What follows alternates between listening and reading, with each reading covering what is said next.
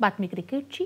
Cape Town इथं सुरू असलेल्या भारत आणि दक्षिण आफ्रिका यांच्यातल्या दुसऱ्या आणि अंतिम कसोटी क्रिकेट सामन्यात भारताच्या पहिल्या डावाला सुरुवात झाली असून सलामीवीर यशस्वी जयस्वाल भोपळाही न फोडता तंबूत परतला। रबाडानं त्याला त्रिफळाचीत केलं। रोहित शर्मा 39 धावा करून तर शुभमन गिल 36 धावा करून बाद झाले। मार्को यन्सिन यानं त्यांना झेलबाद केलं तर श्रेयस अय्यरही 0 धावांवर बाद झाला।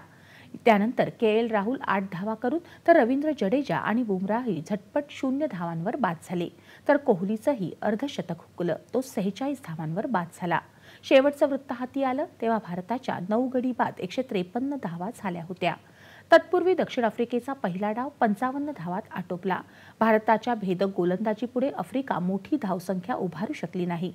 काईल व्हेरेइन आणि डेव्हिड बेनिंगम यांच्याशिवाय कोणताही खेळाडू 2 अंकी धावसंख्या करू शकला नाही। भारताच्या मोहम्मद सिराज यानं सर्वाधिक 6 गडी टिपले तर जसप्रीत बुमराह आणि मुकेश कुमार यांनी प्रत्येकी 2 गडी बाद केले।